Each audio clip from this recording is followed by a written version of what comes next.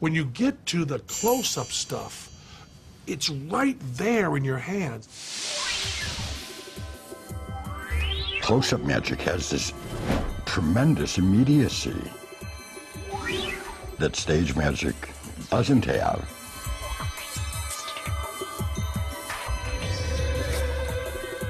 It's impossible being done a few feet away from you. The idea of being able to have magical powers is a very intoxicating idea.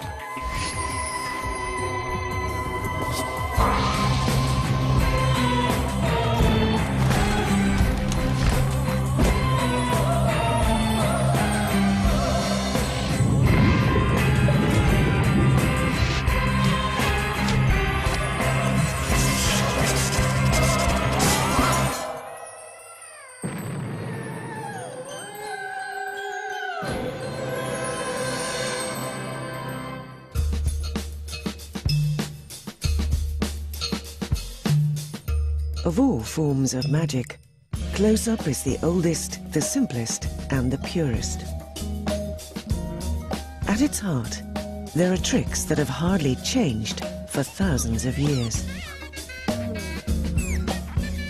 What's fascinating about magic is you go in there and say, I'm gonna lie to you, and then you do. And you say, look at this carefully, try to bust me, and they can't. You can check the sleeves, you can check the pockets, you can check everything. Is that fair? Yeah. Is that fair? No, good, excellent. Magic is not about tricks. Restaurants are not about food. Magic is about people. People still want that kind of real element, you know, so that doesn't involve technology, but involves humanity. It's a one-to-one. It's people communicating with other people. Oh my God!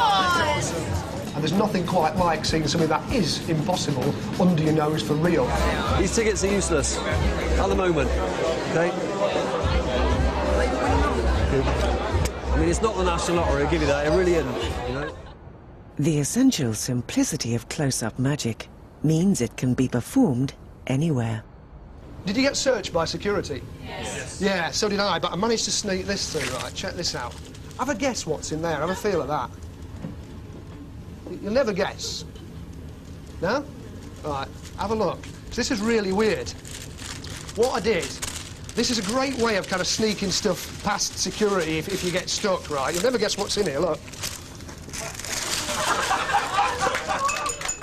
Close-up involves people being right here, people being able to reach out, pick something up, let me put this into your hand. Oh, maybe I can borrow this from you. We need an empty bottle. We need a 50p. Got 50p? 50p. Thank you. Bill, hold the bottle like that. Hold the bottle like that, like that, like that. Good, excellent, excellent, excellent. No, just you've got a wrist, that's all right, fine.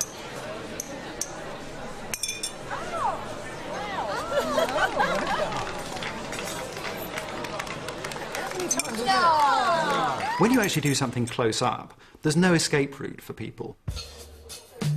They have to confront the fact that they have seen it with normal objects that they've been able to touch and examine themselves. They've seen things close up, they couldn't get any closer to it. And yet if you still succeed in fooling them under those circumstances, that obviously has a tremendous impact.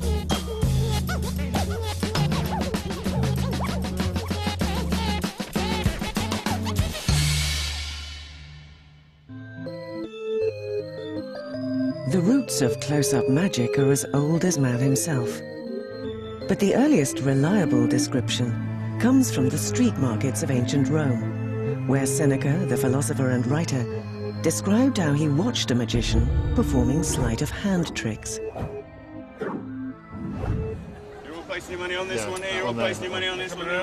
And the trick Seneca described, it was a very common one, performed in the streets of all ancient cities and across all cultures, the cups and balls routine.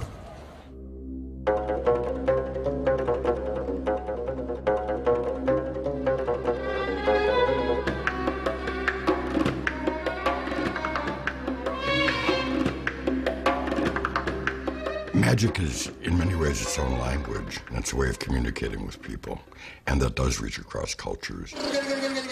Here, un petit poussin, 1 chicken, 2 chicken, and 1 more, 3 chicken.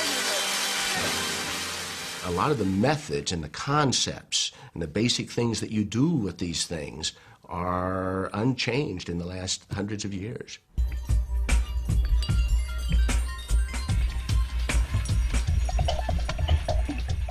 The cups and balls, I think, must be the most representative trick in the whole arcana of magic, because it simply combines virtually every effect that is possible to achieve by conjuring. There is penetration of one cup by another, and sometimes by the wand. There's transposition when a ball vanishes here and reappears over there.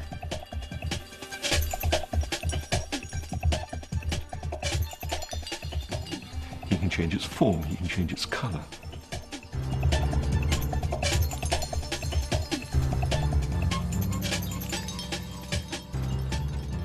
To have all that on a tabletop can be quite beautiful.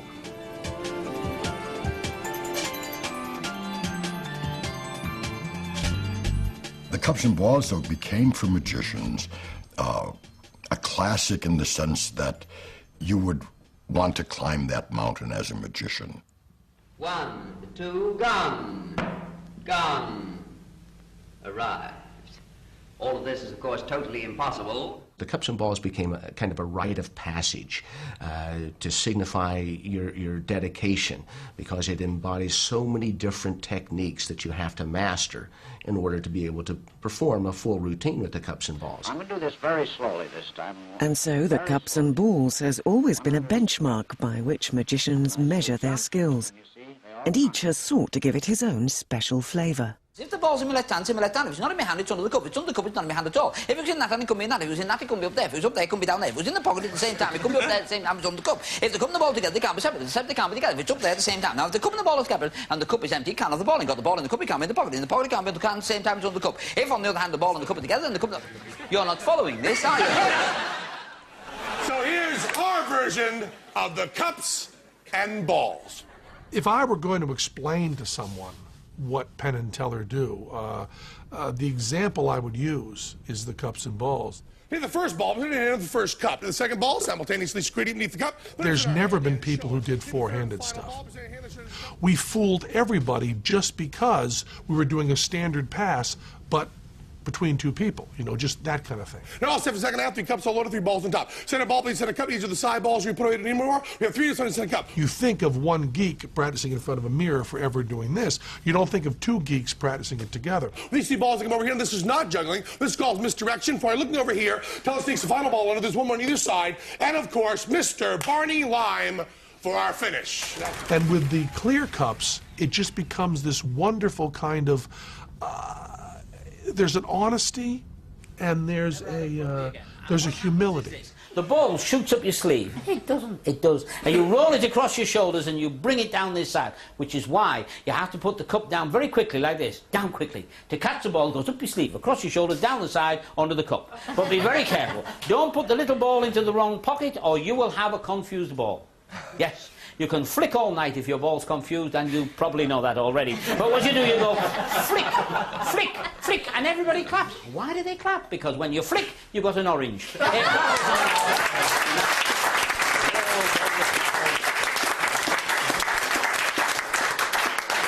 If you clap that, you'll go mad over the lemon. The lemon is... At the heart of close-up magic is an astonishing piece of equipment, the human hand. Manual dexterity comes naturally to us, but some people have taken this ability to extraordinary lengths.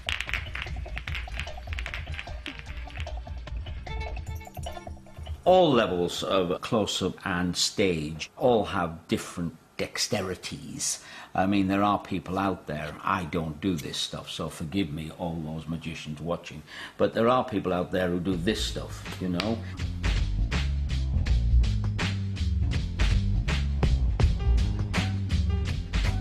To do that well, I don't. That's very dexterous. To work with your hands and to do something that not everybody could do. And it required